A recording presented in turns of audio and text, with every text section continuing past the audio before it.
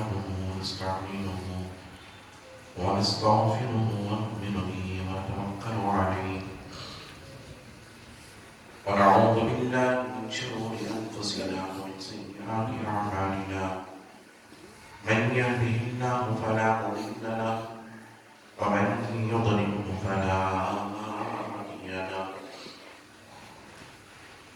ونشهد أن لا إله إلا الله وحده لا شريك له ونشهد أن سيدنا ونبينا وحبيبنا وطبيبنا وطبيب قلوبنا وشفيعنا وشفاء صدورنا وأعلانا ومولانا ومولانا وملجانا ومأوانا محمد عبده ورسوله أرسله بالحق بشيرا ونذيرا وداعيا إلى الله بإذنه وسراجا منيرا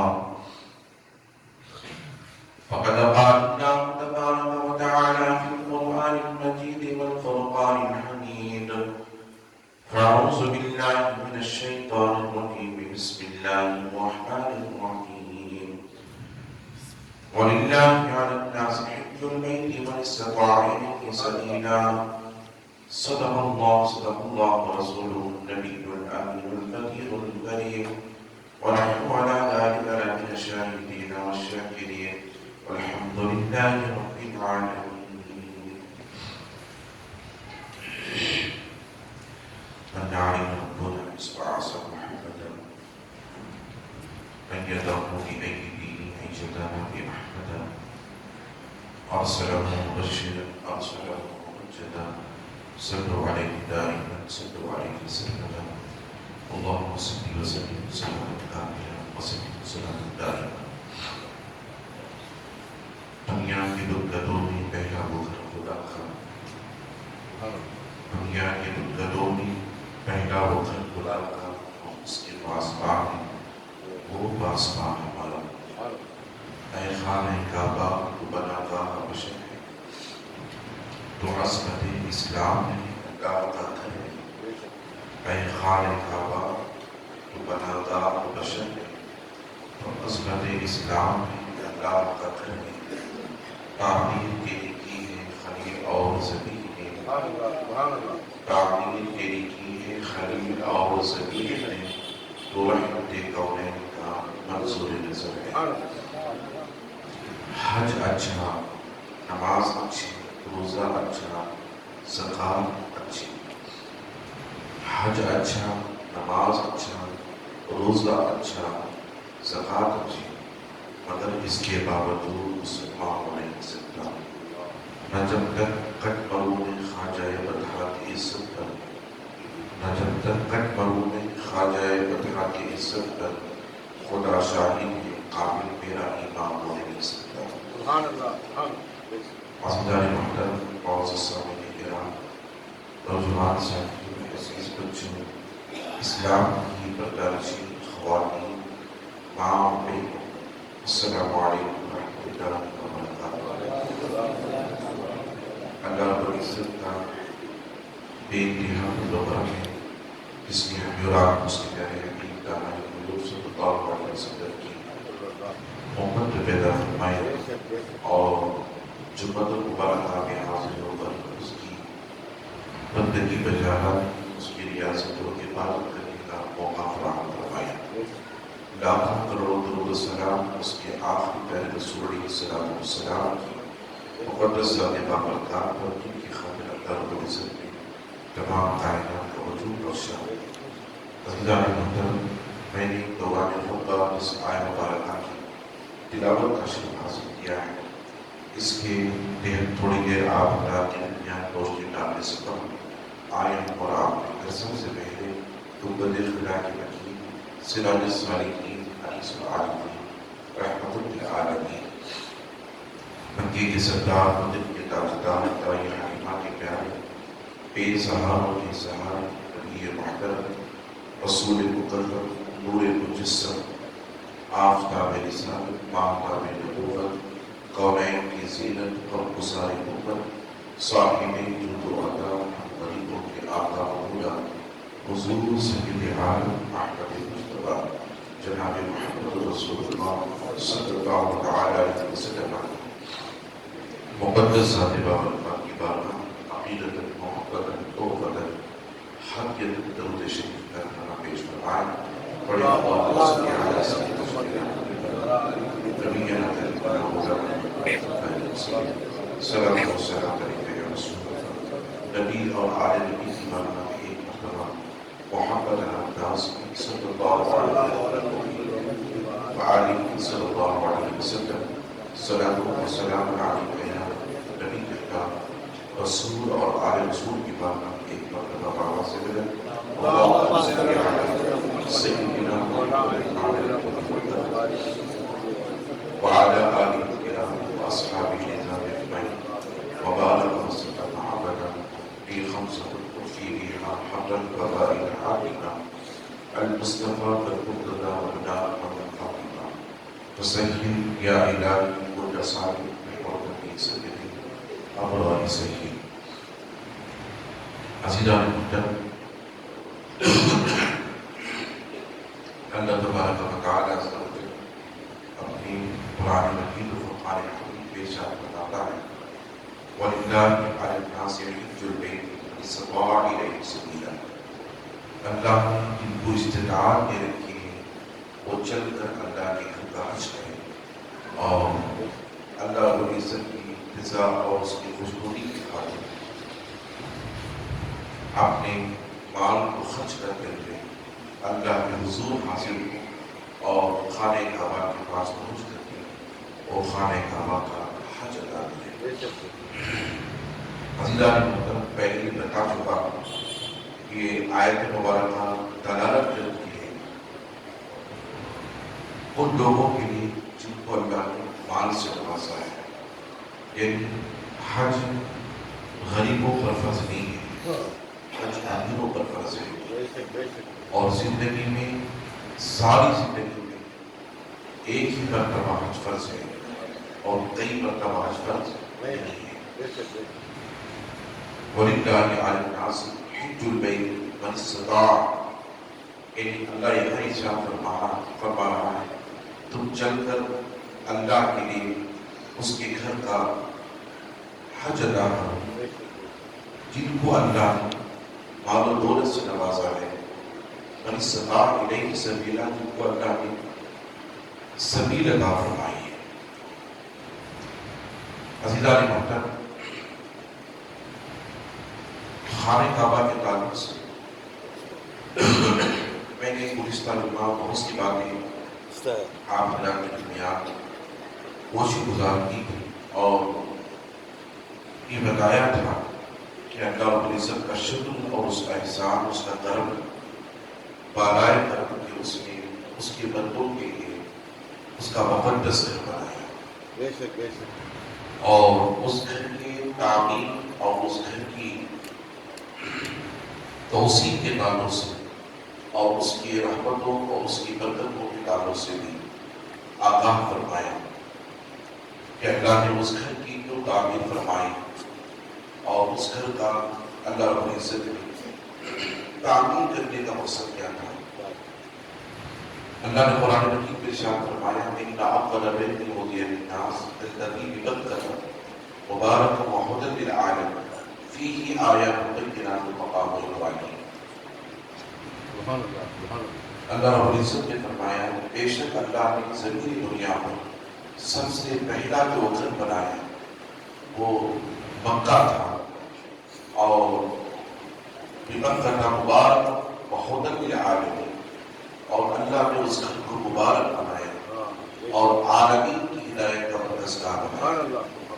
فی آیت، پھر اللہ فرماتا ہے جس میں اللہ نے اس کی مقدس آیتوں کو رکھی ہے، نشانیاں رکھی ہیں. فی آیت بینات مقام ابراہیم، اور اس کے اندر اللہ رب العزت مقام ابراہیم بھی رکھا ہے. ومن دخلہ کان آمنا، اور جو اس میں داخل ہوا وہ امن کے دائرے میں داخل ہوا. عزیزان محترم، خانہ کعبہ کی بڑی فضیلت ہے اور اس کی بڑی برکتیں ہیں اور اس کی رحمتیں ہیں. اس سے پہلے کہ میں اس کی طرف میں اپنی تقریر کو لے کر چلوں۔ حاجی حج کرنے کے ارادے سے جب وہ اپنے گھر سے نکلتے ہیں، مکہ المکرمہ پہنچتے ہیں، بہت سے حاجی حج کے ایام سے پہلے بھی پہنچ جاتے ہیں اور بہت سے حاجی حج کے ایام سے قبل پہنچتے ہیں۔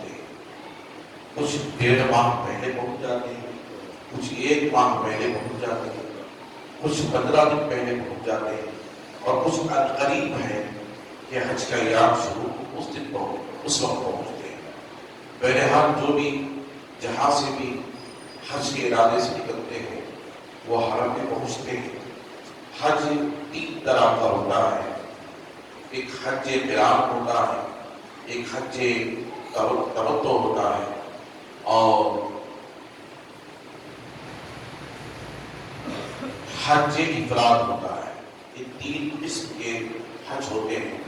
انشاءاللہ تعالی اس کی تفصیل میں آئندہ چل کر جمعۃ المبارکہ میں کرنے کی کوشش کروں گا۔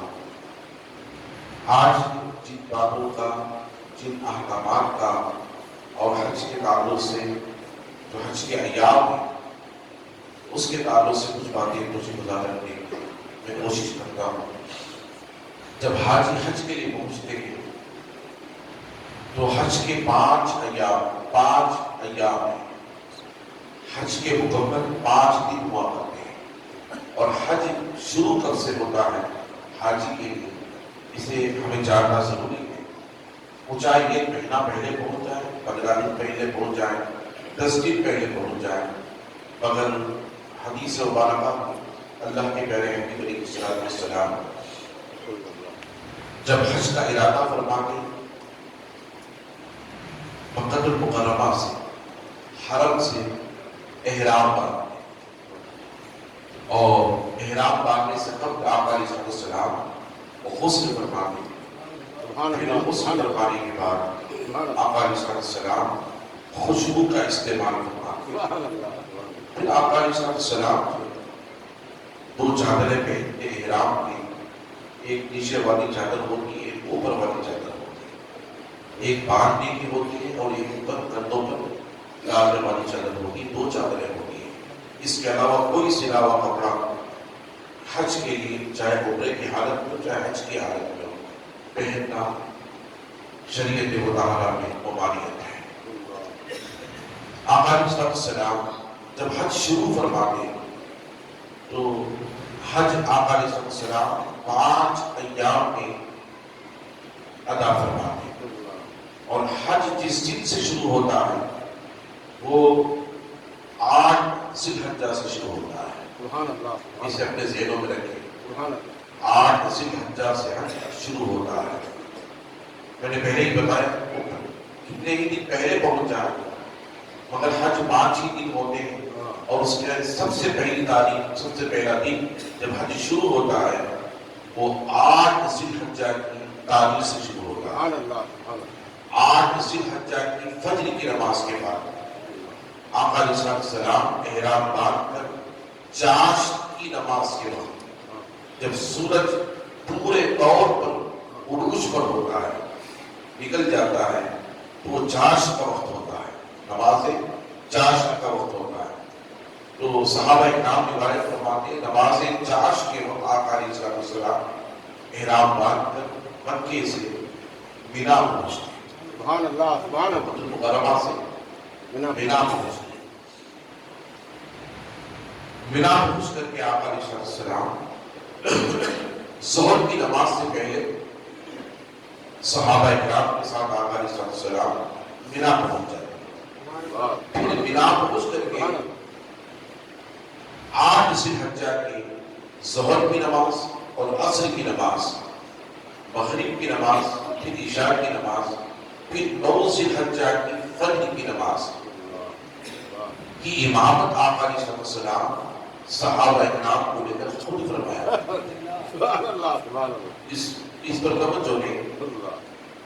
یہ 5 نمازیں 8 ذی الحجہ کی تاریخ سے لے کر 9 ذی الحجہ کی فجر تک بنا کے میدان میں اللہ کے نبی صلی اللہ علیہ وسلم ادا فرمایا کرتے تھے، اور حاجیوں کو چاہیے کہ وہ بنا کے میدان میں جب پہنچے تو بنا کے میدان میں یہ جو 5 نمازیں ادا ہوتی ہیں، درمیان میں جو وقفہ ملتا ہے ذکر اذکار کریں، توبہ و استغفار کریں، اور اللہ رب العزت کی حمد بجا لاتے رہیں، اور اللہ کی تعریف و توصیف بجا لاتے رہیں، اور تلبیہ پڑھتے رہیں، لبیک اللہم لبیک لا شریک لک لبیک ان الحمد والنعمت لک والملک لا شریک لک۔ یہ تلبیہ پڑھتے رہیں۔ حاجیوں کو چاہیے کہ یہ ذکر کرتے رہیں، کثرت کے ساتھ اللہ کا ذکر کرتے رہیں، قرآن مجید کی تلاوت کرتے رہیں، اور جب 9 ذی الحجہ کی فجر کی نماز ادا کی جاتی ہے تو آقا علیہ السلام 9 ذی الحجہ کی فجر کی نماز ادا کرنے کے بعد جب سورج طلوع ہو جاتا ہے، سورج طلوع ہونے کے بعد آقا علیہ السلام صحابہ کرام کو لے کر ظہر کی نماز سے پہلے عرفات کے میدان میں پہنچ جایا کرتے ہیں۔ سبحان اللہ۔ توجہ سے اس بات کو سنیں تاکہ ہمیں بھی حج کا جذبہ پیدا ہو، اور حج کے تعلق سے ہمارا بھی ارادہ پیدا ہو، عمرے کے تعلق سے بھی پیدا ہو، اور اللہ کے گھر کو دیکھنے کے تعلق سے بھی پیدا ہو۔ سبحان اللہ، سبحان اللہ۔ اب جب عرفات کے میدان میں آقا علیہ السلام پہنچتے تو عرفات کے میدان میں ظہر کی نماز سے پہلے مینا چھوڑ کر پہنچ جایا کرتے، اور حج کے 5 ایام میں اس بات کو ذہن میں رکھیں، یہ وقوف عرفہ، یہ وقوف عرفہ کہلاتا ہے، یعنی جہاں عرفہ کے میدان میں حاجی مغرب کی نماز کے تک 9 ذی الحجہ میں کی تاریخ کو قیام پذیر ہوتے ہیں۔ حدیث پاک میں آتا ہے کہ جب حاجی عرفات کے میدان میں بنا چھوڑ کر احرام کی حالت میں عرفات پہنچتے ہیں تو یہ رکن اعظم کہلاتا ہے کہ 5 دنوں میں یہ سب سے بڑا دن ہوتا ہے حاجیوں کے لیے، اور یہ رکن اعظم ہے وقوف عرفہ۔ جب وقوف عرفہ ہوتا ہے تو وہ رکن اعظم ہے، حج کے دنوں کا سب سے بڑا دن کہلاتا ہے۔ سبحان اللہ۔ تو جیسے یہ حاجی عرفات کے میدان میں پہنچتا ہے تو وہ حاجی ہو جاتا ہے۔ سبحان اللہ، سبحان اللہ۔ ابھی اس کے ارکان پورے نہیں ہوتے ہیں حج کے، مگر وہ حاجی کہلاتا ہے۔ اللہ اسے حج کی فضیلت سے برابر کرتا ہے۔ سبحان اللہ، سبحان اللہ۔ اللہ، یہ عرفات کے میدان کی فضیلت ہے۔ پھر وہاں ظہر کی نماز ادا کی جاتی ہے، پھر عصر کی نماز ادا کی جاتی ہے، پھر مغرب تک حاجیوں کو آ ٹھہرنے کا اللہ کے نبی صلی اللہ علیہ وسلم نے حکم صادر فرمایا۔ تو حجاج عرفات کے میدان میں مغرب کی نماز تک رہتے ہیں، اور حدیث پاک میں آتا اللہ کے نبی صلی اللہ علیہ وسلم ارشاد فرماتے ہیں کتنا بھی بڑا گنہگار گناہ، چاہے اس کے پاس صغائر گناہ، چاہے اس کے پاس کبائر گناہ، اللہ تعالیٰ عرفات کے میدان میں اس کے گناہوں کو معاف فرما دیتا ہے۔ سبحان اللہ، سبحان اللہ۔ اللہ، یہ عرفات کے میدان کی فضیلت ہے۔ سمجھے آپ، عرفات کے میدان میں اللہ تعالیٰ سارے گناہوں کی مغفرت فرما دیتا ہے۔ یہ عرفات کے میدان کی فضیلت ہے۔ اگرچہ بہت سے علماء اور خطبہ کے ذریعے سے آپ حضرات سماعت فرماتے ہیں، مفتیان کرام فرماتے ہیں، ائمہ فرماتے ہیں کہ حاجی جب عرفات کے میدان میں پہنچتا ہے تو اللہ اس کے سارے گناہوں کو معاف فرما دیتا ہے، اور صرف اس کی ہی مغفرت نہیں کی جاتی ہے بلکہ وہ بھی مغفرت یافتہ ہوتا ہے، اور جن کے لیے وہ مغفرت کی دعا کرتا ہے عرفات کے میدان میں ٹہر کر اللہ اس کی بھی مغفرت فرما دیتا ہے۔ اللہ، عرفات کے میدان میں ٹہر کر وہ جس کے لیے مغفرت کی دعا کرتا ہے اللہ تعالیٰ اس کی بھی مغفرت فرما دیتا ہے۔ یہ عرفات کے میدان کی فضیلت ہے۔ عزیزان محترم، اس لیے حجاج کو چاہیے کہ عرفات کے میدان میں گروزاری کریں، آنکھوں کی آنسو بہائیں، گناہوں سے معافی و تلافی کریں، اللہ رب العزت کی بارگاہ میں معافی و تلافی چاہیں، استغفار کریں کثرت سے، اللہ کا ذکر کرتا ہے، اور یہ تلبیہ پڑھتا رہے لبیک اللہم لبیک لا شریک لک لبیک ان الحمد والنعمت لک والملک. یہ تلبیہ آقا علیہ السلام کی سنت مبارکہ ہے.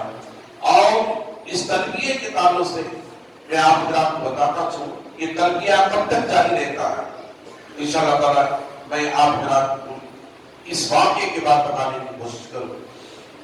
عرفات کا وہ میدان ہے، عرفات کا وہ میدان ہے جہاں حج کرنے والا حاجی بن جاتا ہے. اور عرفات کا وہ میدان ہے جہاں اللہ تبارک و تعالی عز و جل حاجی کے سارے گناہوں کی مغفرت فرما دیتا ہے. اس عمل کے علاوہ کوئی عمل ایسا نہیں ہے عرفات کے میدان کے کہ وہ عمل کرے اور اللہ اس کے سارے گناہوں کی مغفرت فرما دے. نماز پڑھتے تو گناہوں کی مغفرت ہوتی ہے، روزہ رکھتے ہیں تو گناہوں کی مغفرت ہوتی ہے، صدقہ و خیرات کرتے ہیں تو گناہوں کی مغفرت ہوتی ہے، زکات دیتے ہیں تو مال میں اضافہ ہوتا ہے. اللہ اس عمل کے ذریعے سے گناہوں کو بھی معاف فرماتا ہے. قربانی دیتے ہیں تو اللہ تعالیٰ اس قربانی کے بدلے آقا علیہ السلام نے فرمایا کہ قربانی دینے والا جب قربان کام میں ہوتا ہے اور قربانی کے جانور کو قربان کرتا ہے تو میرے آقا نے ارشاد فرمایا اس جانور کے جس میں جتنے بال ہوتے ہیں اللہ تعالیٰ ان بالوں کی گنتیوں کے مطابق اس بندے کی مغفرت فرماتا ہے، اس کے گناہوں کو معاف فرماتا ہے. عزیزان محترم، اب یہاں صغائر اور کبائر گناہ کے تعلق سے علماء فرماتے ہیں ان اعمال کے ذریعے سے اللہ تعالیٰ چھوٹے گناہوں کو تو معاف فرماتا ہے مگر بڑے گناہوں کو معاف نہیں فرماتا. بڑے گناہوں کو معاف نہیں فرماتا جب تک جس سے وہ گناہ کیا ہے، چاہے حقوق العباد کے تعلق سے ہو چاہے حقوق اللہ کے تعلق سے ہو. حقوق العباد میں ماں باپ بھی ہیں، حقوق العباد میں زوجہ بھی ہیں، حقوق العباد میں شوہر بھی ہیں، حقوق العباد میں بھائی بھی ہیں، بہنیں بھی ہیں، حقوق العباد میں اپنے خاندان اور قبیلے والے بھی ہیں، حقوق العباد میں دوست و احباب بھی ہیں، حقوق العباد میں پڑوسی بھی ہیں جن کے تعلق سے یہ گناہ کرتا ہے، ظلم کرتا ہے، خطا کرتا ہے. لہذا جب تک ان سے وہ معافی نہیں چاہتا، وہ معاف نہیں کرتے، اللہ اسے بھی معاف نہیں کرتا. یہ حقوق العباد کہلاتے ہیں. حقوق اللہ اللہ کے حق، حقوق العباد بندوں کے حق. عزیزان محترم، جب بندہ بندوں کے حق تلفی کرتا ہے تو اللہ تعالیٰ یہ بندوں کے حق تلفی کرنا بھی کبائر گناہ میں شامل ہے. حقوق اللہ کی پامالی کرنا بھی کبائر گناہوں میں شامل ہے. عزیزان محترم، یاد رکھ لیں اگر کوئی کسی پر بلا وجہ ظلم کرتا ہے، اگر کوئی کسی پر بلا وجہ ظلم کرتا ہے اور اسے پریشان کرتا ہے اور اس کی عزت کے ساتھ کھیلتا ہے تو یاد رکھ لیں اللہ کی ذات وہ تو عز من تشاء وہ تو ذل من تشاء ہوتی ہے. اللہ جسے چاہتا ہے اسے عزت عطا فرماتا ہے اور اللہ جسے چاہتا ہے اسے ذلت کے اندھیرے میں اتار دیتا ہے.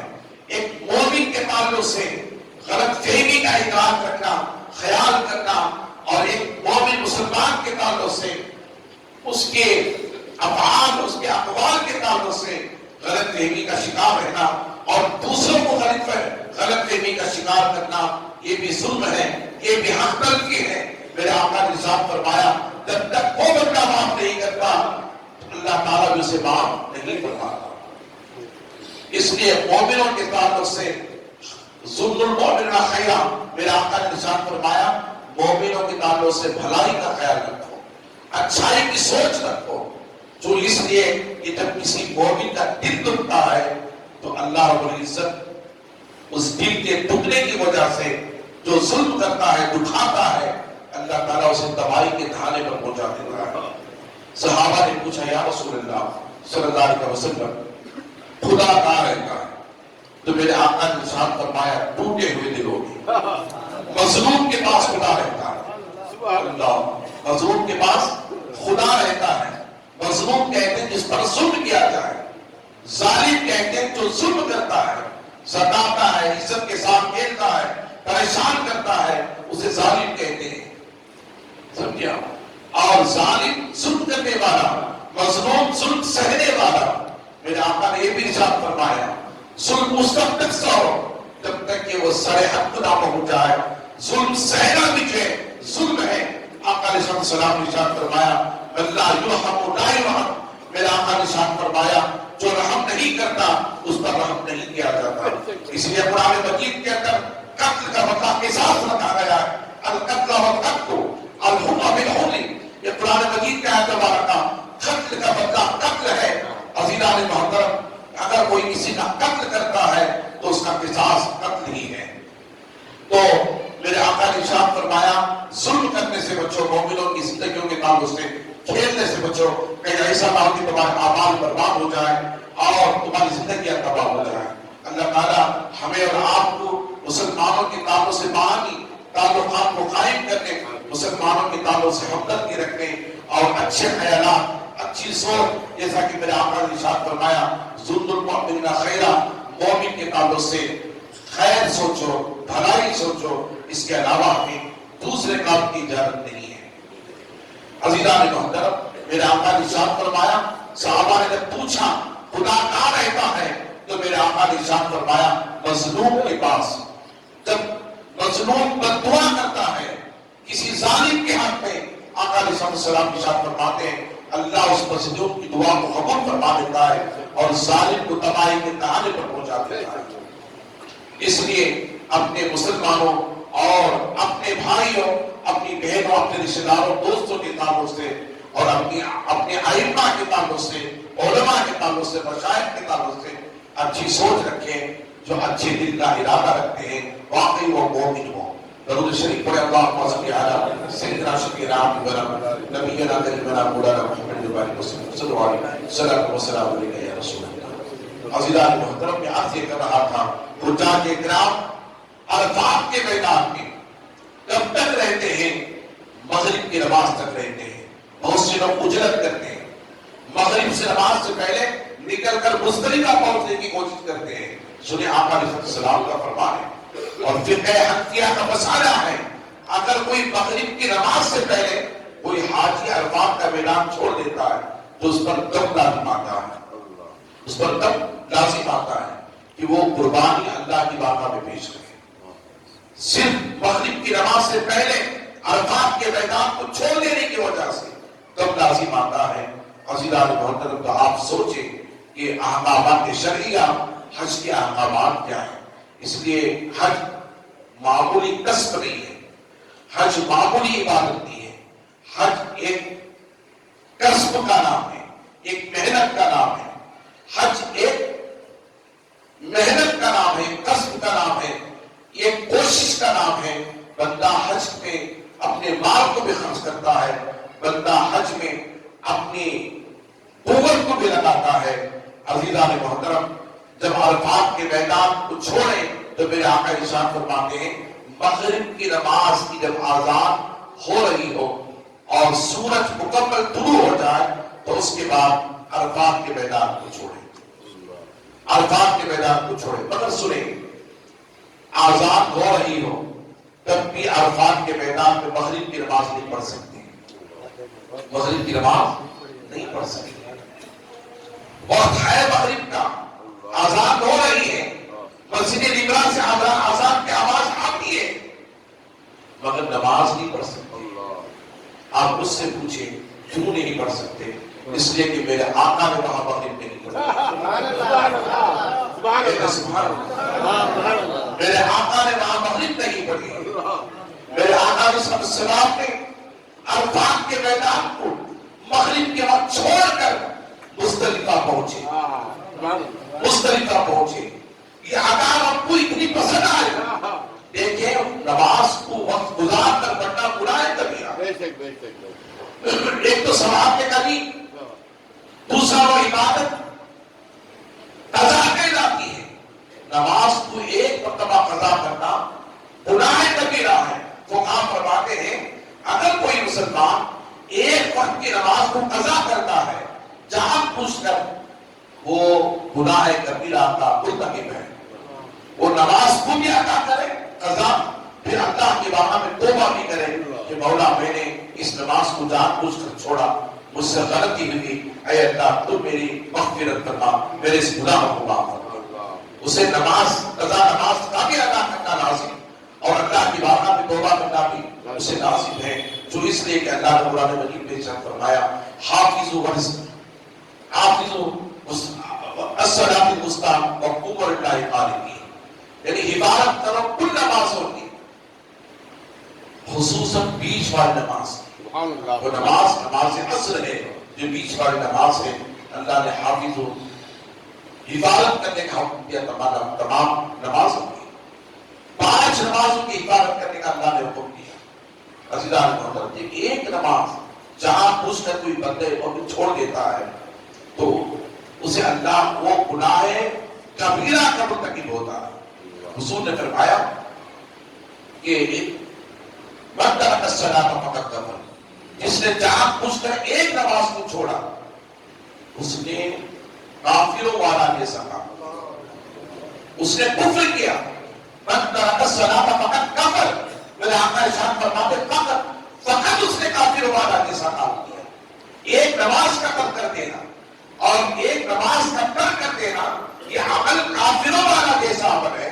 آقا علیہ السلام نے فرمایا جو بندہ نہ مسالے سے نماز ہی چھوڑ دیتا ہے، نہ اسے فجر کا خیال ہے، نہ عصر کا خیال ہے، نہ مغرب کا خیال ہے، نہ عشاء کا خیال ہے، نہ اسے تہجد کا خیال ہے، نہ جمعہ کا خیال ہے، ایسے بندے کے تعلق سے اللہ کے رسول کے فرامین کیا ہوں گے، وعیدیں کیا ہوں گی۔ عزیزان محترم، ہمیں توبہ کرنا چاہیے اللہ کی بارگاہ میں نمازوں کی چھوڑنے کے تعلق سے، نمازوں کی عادی بن جائے۔ نماز وہ عبادت ہے، اللہ میرے پیارے آقا ارشاد فرماتے ہیں، قرآن مجید میں آتا ہے ان الصلاۃ تنہی عن الفحشاء والمنکر، بے شک نماز تمام بے حیائی اور برائیوں سے بچاتی ہے۔ نماز اللہ کی عظیم عبادت ہے، اللہ رب العزت کی بہترین عبادت نماز ہے۔ عزیزان محترم، اس لیے نمازوں کی پابندی کرنا چاہیے، نماز کی حفاظت کرنا چاہیے۔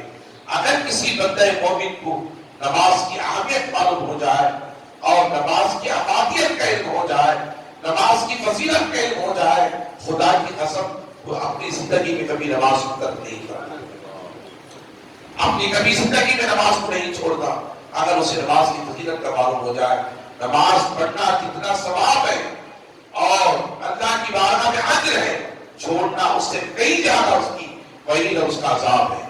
نماز کے تعلق سے میں ایک حدیث بتاتا چلوں، حضرت امام محمد غزالی رحمۃ اللہ تعالی علیہ اپنی کتاب مقاصد القلوب کے اندر ایک حدیث کو کوٹ فرمایا، واقع نقل فرمایا، فرماتے ہیں حضرت موسیٰ علیہ السلام کے دور میں ایک زانیہ عورت اور کچھ ظالم تھے، حضرت موسیٰ علیہ السلام کے بار بار انہیں بتانے پر بھی وہ اپنے اس گناہ سے باز نہیں آتے تھے۔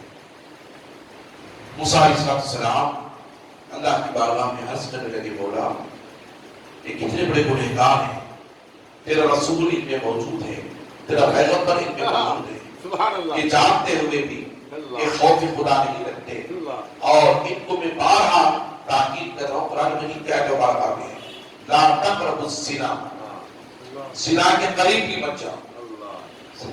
یہ زنا کیا ہے؟ فنا۔ جب کوئی بندہ زنا کرتا ہے تو اپنی زندگی کو فنا کر رہا ہے اور اللہ نے اس کے قریب بھی جانے سے منع فرمایا۔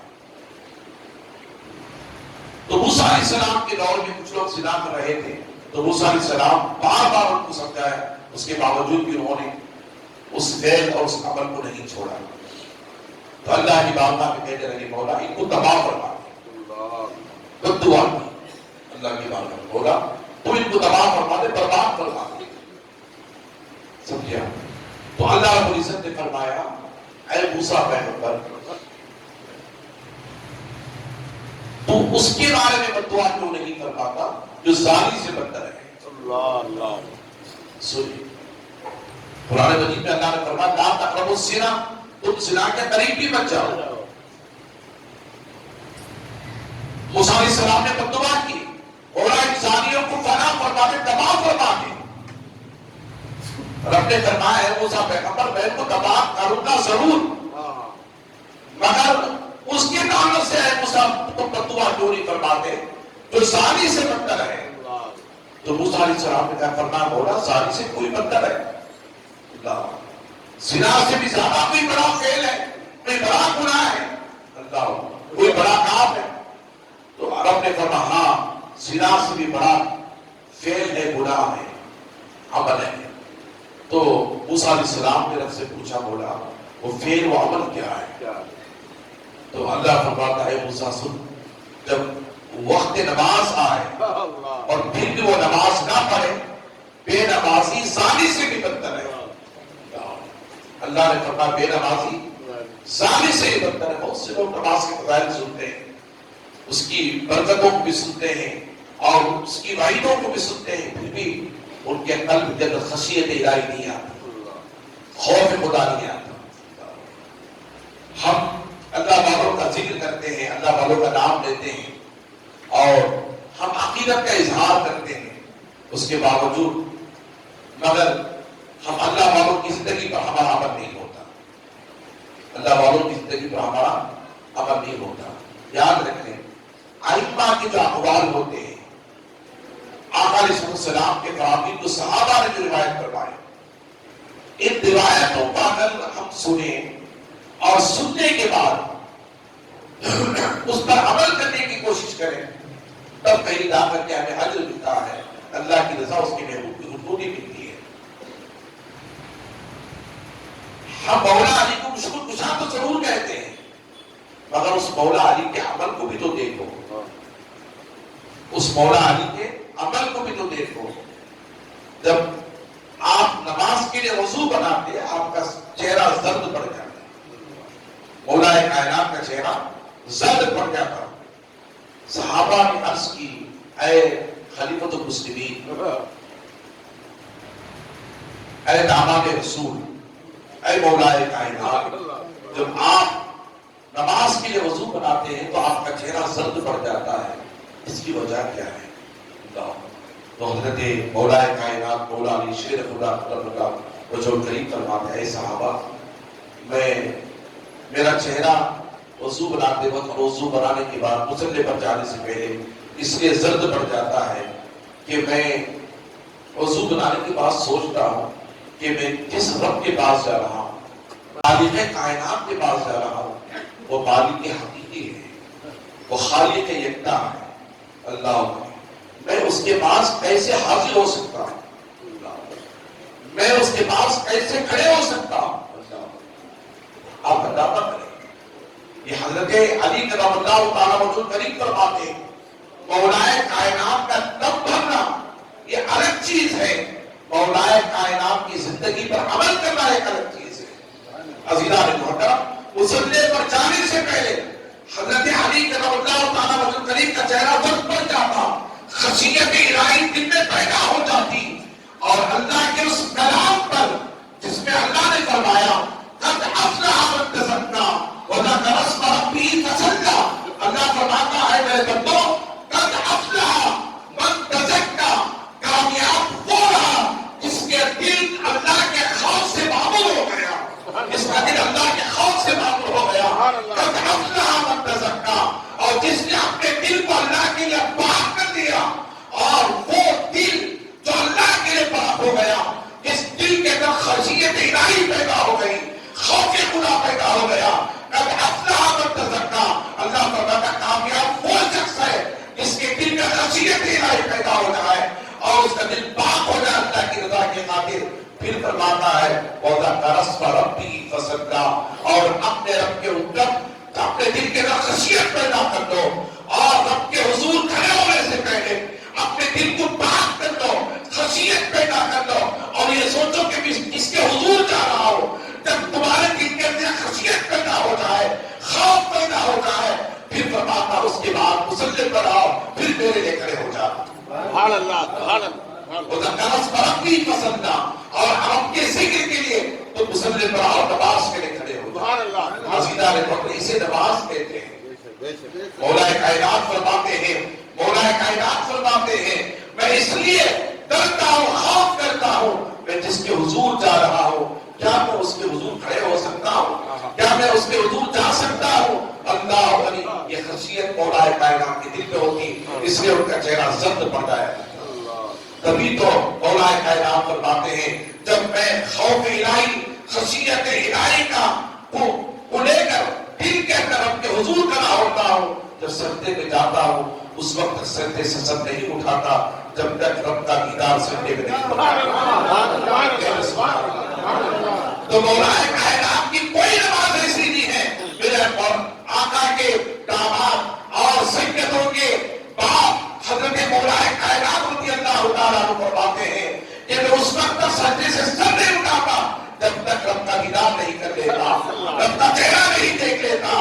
نماز کے اندر حضرت علی کے رضی اللہ تعالیٰ عنہ کریم خشیت بھی رکھتے ہیں اور دیدار الہی کو بھی لے کر کے نماز سے فارغ ہوتے ہیں، نماز سے فارغ ہوتے ہیں۔ درود شریف پڑھے اللہم صلی علی سیدنا سیدنا حبیبنا نبینا قریبنا مولانا محمد علیہ وسلم صلی اللہ علیہ صلاۃ و سلام علیکہ یا رسول اللہ صلی اللہ علیہ وسلم۔